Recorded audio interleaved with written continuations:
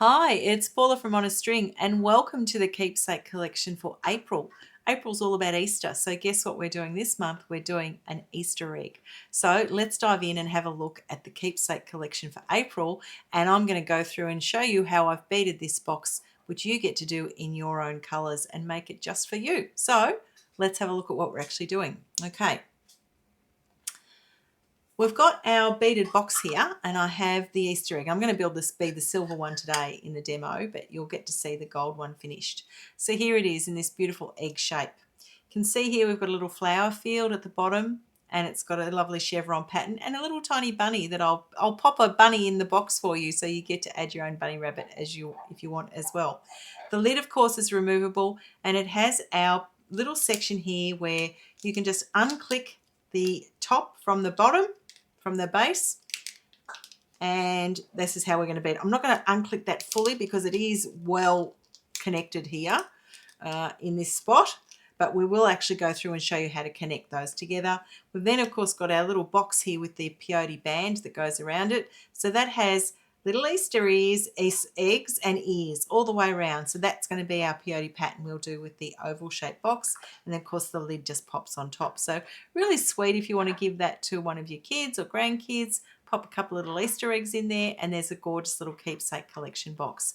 And of course all of our boxes come with a little gifting card that you can then gift to somebody if you choose to, and of course our collector's card that covers the whole series of boxes that you can tick off as you do each one. So let's have a look and get started on the beading work for this particular piece. Now I'm going to start with the silver one today. So we've got our base here of the lid. I've got the chevron section. You can see here the stripe of that chevron, and I have of course the oval section. All of our sections come with that really nice channel that sits in there that our 7-band peyote strip fits in really nicely. Each box each month will of course have a different stripe or pattern, so you have to wait and see what I come up with to work out what that's going to be. But let's get started with doing the top of this one. So the first thing you do is grab your piece of stiff stuff. So I've just got a little section here of stiff stuff, and what I'm going to do is just trace the shape of the egg onto that, and I want it to be slightly smaller than the actual egg itself when I cut it out. So I'm really just doing a rough tracing there of cutting that out, and then I'm going to grab my scissors and get it. I'm actually going to take a photo of this while I'm doing it because I need that as well. And then I'm just going to snip that around, and I'm just cutting inside that line that I traced there so that it is slightly smaller than the actual base piece itself. I don't want to cut it too small, but I just want to cut it slightly smaller than the base piece. So this one, when we've done some of these other keepsake collection boxes, you would bead this piece of stiff stuff outside of the frame. But in this one, we're actually going to bead it in the frame like that. So you can see there I've just clicked and popped that into the frame. So we're actually going to bead in place. I'm not going to remove that as we're doing it. The reason I've done it that way this time is because of this little chevron stripe that's in there. I want to make sure that it stays really secure in there and doesn't lose its place. So I'm just threading myself a needle here, a little bit of thread. I've just grabbed some 6mm fire line thread here in the crystal colour. It doesn't really matter which colour you choose to use because the thread will be hidden by the base when we pop that base into our piece as well. What I'm going to do, the initial one I did, the first gold one, is all pastel-y and pink and really sort of pretty colours.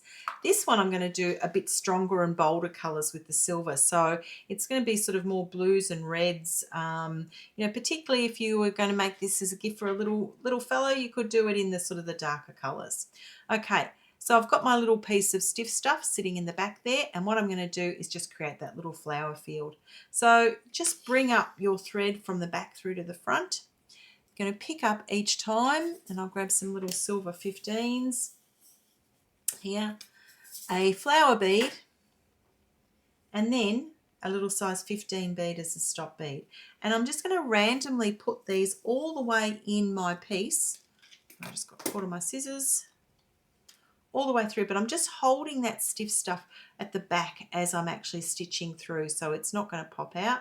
But I'm just going to stitch these little flowers, and I've just chosen a selection of these little tiny, they're about a 5mm flower, I suppose, and I'm randomly going to select different colours every time to create that sort of organic looking bunch of flowers sitting in the bottom of the Easter egg part.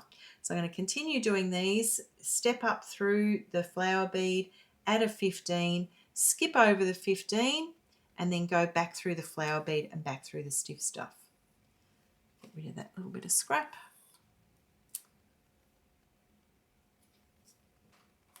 Just like that. So I'm going to keep adding my flowers all the way and fill in this section. So I'll come back to you in a moment and you'll get to see what that looks like with the flower field completed. Okay, you can see here I've just filled this flower field. So I've done the colours in sort of the red, yellow, turquoisey blue because I'm going to make this one sort of a stronger colour, not the pastels. So there's the flower field done. I've done that with the stiff stuff held in place and it just sits there nicely. And you can see that some of the flowers just sit over the edge of the 3D component. So they're actually helping hold that in place as well. The next thing I'm going to do is do these little chevron stripes. So bear with me while I grab some beads out for that and I'll come back and show you the chevron stripe. Okay, the next part of what I want to do is follow this chevron stripe pattern at the sides here and create that sort of bead embroidered lines. So what I'm going to just do is pick up, 3 to 4 to 5 of the size 11 beads, and I've chosen again these sort of strong primary colours, and just create these bead embroidered little backstitched pieces that go up the sides of that chevron stripe. So I'm just following the line of the chevron and beading a row here of red, green, blue, yellow around that chevron. So you can see I'm just following that point there, and then I'll swap colours. Now the reason I've chosen this sort of chevron stripe is this is going to match the egg pattern that we're going to put on the side of the piece, which will be done in delicas in the same colour. So I haven't shown you that bit yet, but that's what I'll be doing with the little egg and ears band that goes around the edge. Will be in these same sort of strong primary colours as well. But I'm just going to continue creating the little points that go around that chevron stripe. So when you get to the top of one of these points here, one of the things I do like to do, and I've just pulled my needle to come out, I'll just show you up close, at the split between the point. And then I sometimes will just add in one extra bead there, just like that.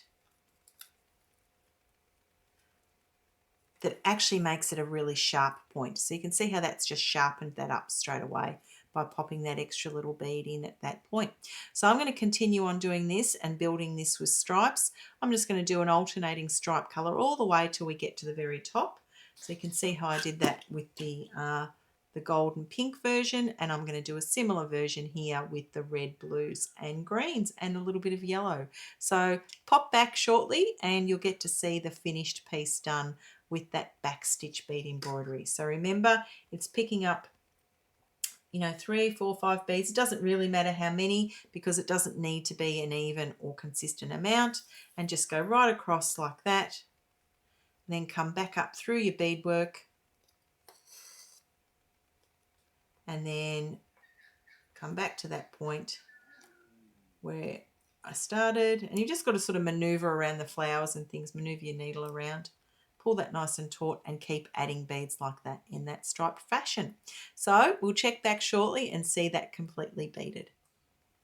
Okay, you can see here I've done all of my little bead embroidery backstitch rows to fill in the top part of the egg, and the pattern that I've chosen is a red, yellow, green, blue as the center line, green, yellow, and then filled the top with red, and that's going to be the same pattern that I'll put on the eggs that sit around the outside. Now one of the little decorative elements we're going to add onto this is a little bunny rabbit, so I'm just going to bring my needle through from the bottom through to the top on the red section just here, grab my little silver bunny rabbit, and just, they've got a little tiny hole just there as well. I'm just going to thread through that, and then I'm just going to choose a little flower to put on the top of his ear to hold him in place. So there's my little flower. Grab a little silver bead and go through the flower and through the hole and then through my beadwork again and just sort of stitch that down. So there's my little bunny sitting at the top with his little flower crown as well. So I might just stitch through all that again just to make that even more secure. So come back up through the rabbit, the flower and the 15 bead. Just poke my needle around in there to come back up through.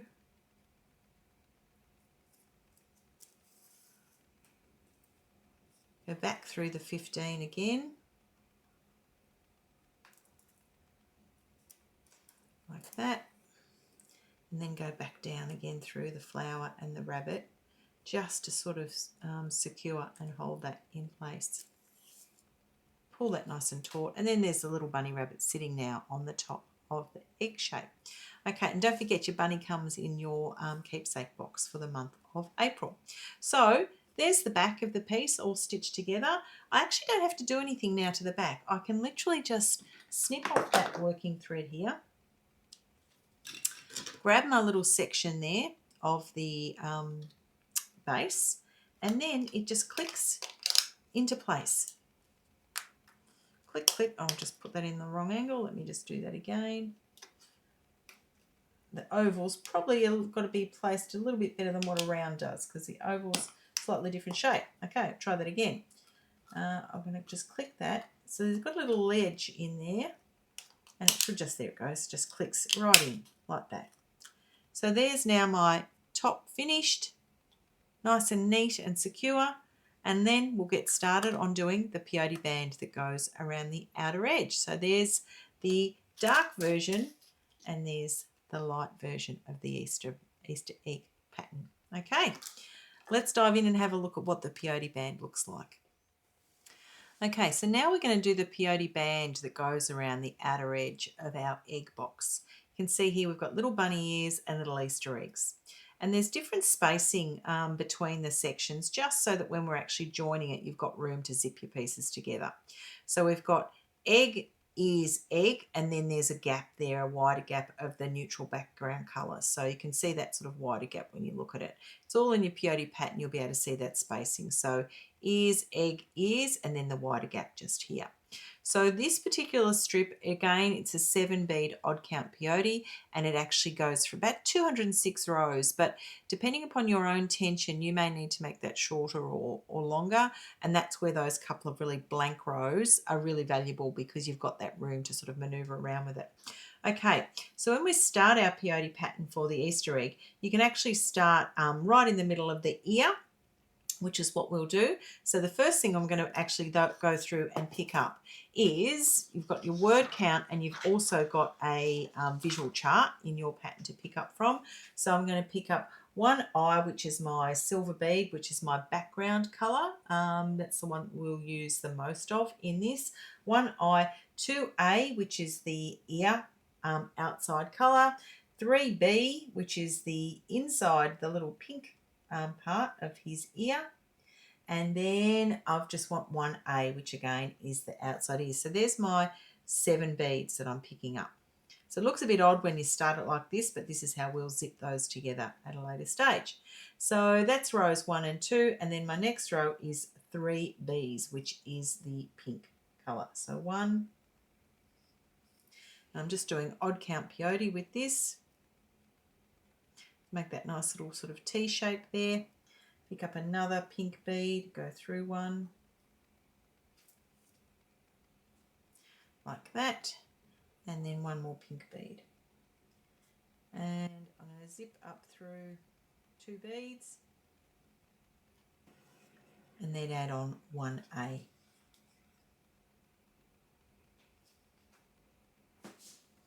Which is white. And that's the tip of the ear that sits at the top of our bunny rabbit. So odd count peyote is just stepping back down through again. My next row is 1A and 2Bs. So again, I'll be adding in the white. So I'm just going to continue on that pattern. If your hat's fallen off. Okay, we're going to have a look now at the finishing off the peyote strip. So I apologise that my words don't match the speaking face on the screen. We had an audio issue, but I will still talk you through what we're doing. So you can see on the video I've finished the entire egg and ears pattern, and it goes all the way around, and I'm going to now zip up that final pattern. So where I started the ears at the very start, where I picked up the pink and white and silver beads, I need to connect that with 3 little white beads at the very end to make sure that that lines up with the other initial ears that we started with. So I'll just get to that point now by adding a couple of silver beads to finish off the egg pattern. And I'm almost ready to add in 3 white beads.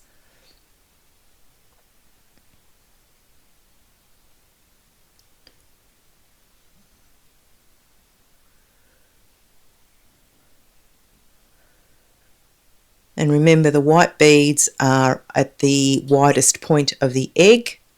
So that's where I want to zip those and match them together. And you can see when I'm lining those up where that gap actually is and what I need to add next. A couple more silver beads.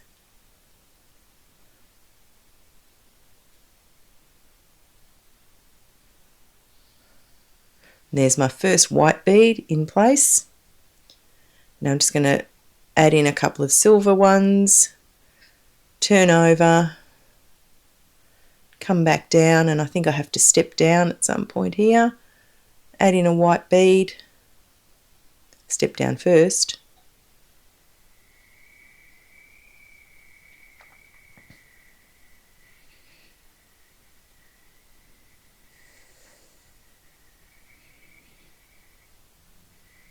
and when you're actually zipping the ends together, you'll need to make sure that one end has no outer edges. It's just got the inside beads facing up, and the other edge has the outer side beads, but you'll see when you line them up whether they zip properly or not. So you can see there I've just added the 3 white beads, and now my job is to zip that part together around the egg.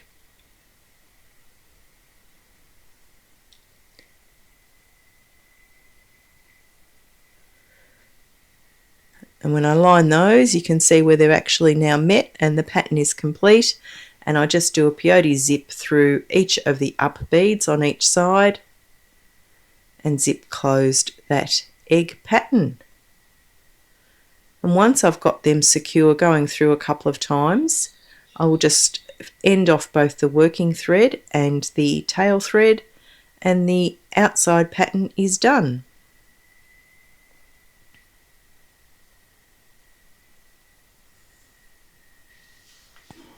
I hope you enjoyed that keepsake collection box for April, and you've got someone special to give that Easter egg to.